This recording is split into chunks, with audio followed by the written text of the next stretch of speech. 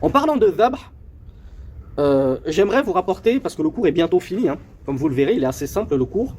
J'aimerais sortir du cours pour vous rapporter une anecdote qui est connue, mais que moi je ne vous ai jamais narrée. Donc j'aimerais apporter ma pierre à l'édifice pour ceux qui ne l'auraient jamais entendue. Cette anecdote, elle a été rapportée par Cheikh Salih al-Sheikh, hafidhahullah, qui, je vous le rappelle, est un descendant de Cheikh Mohammed ibn Abdel Wahhab, rahmatullahi alayhi. Et Cheikh Salih al-Sheikh nous rapporte cette anecdote dans son Sharh de Kashf al-Shubuhat, qui est le 4e livre qu'on préconise d'étudier. Thalathat al-Usul, al-Qawa'id al-Arba'a, al-Usul al-Sitta et Kashf al-Shubuhat. Et il y a des savants qui disent plutôt Kitab Tawhid et après Kashf al-Shubuhat. Peu importe, il fait partie des 5 grands livres qui sont très recommandés d'étudier de Cheikh Mohammed ibn Abdel Wahhab. Dans cette explication, Cheikh Salih al-Sheikh nous rapporte une anecdote de Cheikh Mohammed ibn Abdel Wahhab lui-même. Il avait terminé pour la 2e ou la 3e fois l'enseignement à ses élèves de Kitab al-Tawhid. Et c'est lorsqu'il a fini, il a voulu en reprendre l'enseignement une 3e ou une 4e fois. Et ses élèves lui ont dit « C'est bon, on a compris le Tawhid, Cheikh. Est-ce que tu peux nous faire une autre matière, s'il te plaît ? Fais-nous du fiqh, fais-nous du hadith. Ça y est, 3 fois, c'est bon, on a compris le Tawhid, alhamdoulilah. » Alors, le Cheikh a fomenté un stratagème pour leur montrer qu'ils n'ont pas compris le Tawhid comme ils le croient. Quelques jours plus tard, il est venu à ses élèves lors du cours et il leur a dit il y a eu du bruit. N'avez-vous pas entendu le bruit dans telle région? Il y a eu un vacarme incroyable et j'ai ouï dire que c'était parce que je ne sais plus ce qu'il a dit. J'ai ouï dire qu'il y avait du bruit. J'ai ouï dire que c'était parce que une famille qui habitait dans cette région avait immolé un coq. Juste un petit coq. Une poule, un poulet, un coq. Ils ont immolé un coq pour, en gros, la bénédiction de leur maison, parce qu'ils venaient de s'installer dans une maison. Vous êtes peut-être au courant. Cheikh Salih al-Sheikh nous dit que les élèves de Cheikh al-Islam, Mohammed ibn Abdel Wahhab, n'étaient pas au courant que cette pratique, c'était du shirk. Ou plutôt que cette pratique, le fait d'immoler un coq quand tu rentres dans une maison, c'était pour l'immoler pour les djinns. Eux, ils n'étaient pas au courant du sombre dessein qu'il y avait derrière. Donc il leur a juste dit, le cheikh, j'ai ouï dire que des gens ont immolé un coq lorsqu'ils sont rentrés dans leur maison. Et il y a plusieurs versions de cette histoire, et il y en a qui rapportent cette histoire en disant le vacarme qu'il a entendu, c'était parce que le coq s'était sauvé, et que donc les gens de la maison lui avaient couru après, jusqu'à être montés sur le toit, et donc ils lui criaient dessus.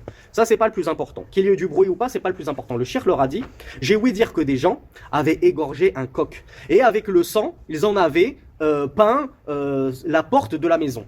Et ça, les gens le faisaient pourquoi?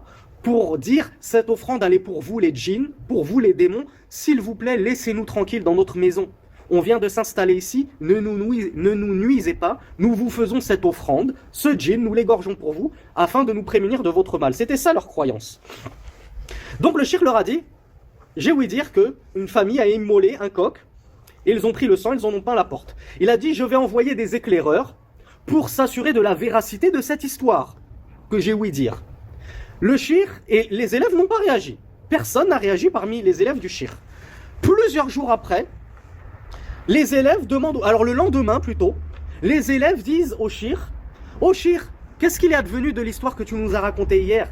Est-ce que c'est bien ce que tu nous as dit? Le cheikh, il a dit, autant pour moi, ce n'est pas du tout ça. C'est plutôt un homme qui a forniqué avec sa mère. Les élèves ont hurlé. Il a forniqué avec sa mère.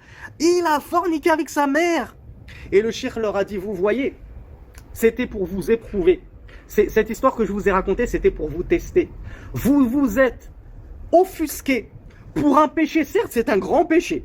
La fornication, c'est un grand péché. Et forniquer avec sa propre mère, de l'inceste, c'est encore un plus grand péché. Et certes, c'est un péché majeur. On ne le nie pas. Et à juste titre, vous vous êtes offusqué pour un péché majeur.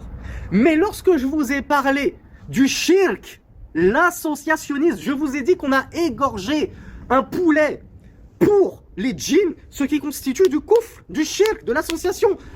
C'est de l'associationnisme à Allah dans son adoration. Vous ne vous êtes pas offusqué. Et ceci prouve que, pour eux, certains péchés étaient pires que le shirk. Et c'est ce que nous allons apprendre, Inch'Allah, dans ce cours. Il n'y a pas, et c'est ce que Cheikh Mohammed ibn Ibrahim nous dit, le shirk c'est le pire des péchés, c'est le plus laid. Comment se fait-il que quand on te dit un tel il boit du vin, cette femme-là, elle sort dans la rue, cette musulmane, elle sort dans la rue en mini-jupe sans voile. Celui-là, il ne jeûne pas le mois de Ramadan. Celui-là, ceci, celui-là, cela. Celui-là, il fornique. Tu en fais tout un fromage. Et certes, c'est très grave ce qu'ils font. Mais quand on te parle de shirk, de koufr, celui-là, il porte une main de Fatma autour du cou.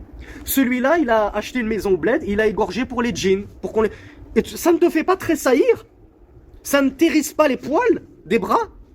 Ça ne fait pas bouger ton cœur? Tu devrais être encore plus offusqué, encore plus choqué, car il s'agit de shirk. Et le shirk, c'est le pire des péchés.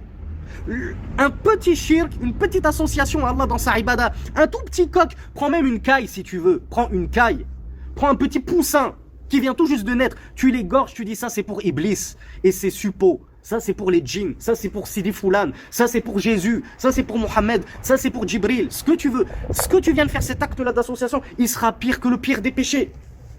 Il est pire que la fornication avec 36 000 femmes en même temps, avec ta mère, ta soeur, ta grand-mère, ta fille, et ta voisine et la pharmacienne réunies.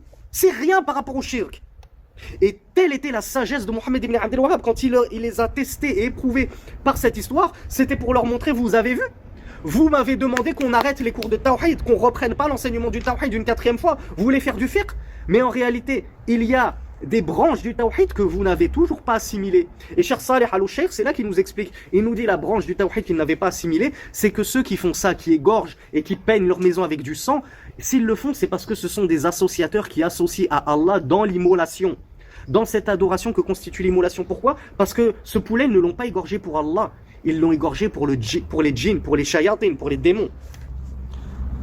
Donc comme est belle cette anecdote qui est Cheikh Saleh Al-Sheikh de commenter et de conclure en disant قولهم فهمنا قول الناس فهمنا التوحيد من أكبر الجهل. La parole des gens qui disent nous avons compris le tawhid, comme nous le font tant de prédicateurs Ash'ari, Soufi, Ikhwani, qui disent ceux-là, ils n'ont que le mot tawhid à la bouche, tawhid, tawhid, tawhid. C'est bon, on a compris le tawhid. Cheikh Saleh Al-Fawzan te dit celui qui dit j'ai compris le tawhid, c'est bon, c'est la plus grande des ignorances de prétendre cela.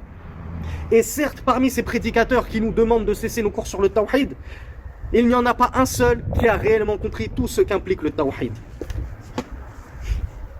Donc ça c'était, je referme la parenthèse pour la petite anecdote.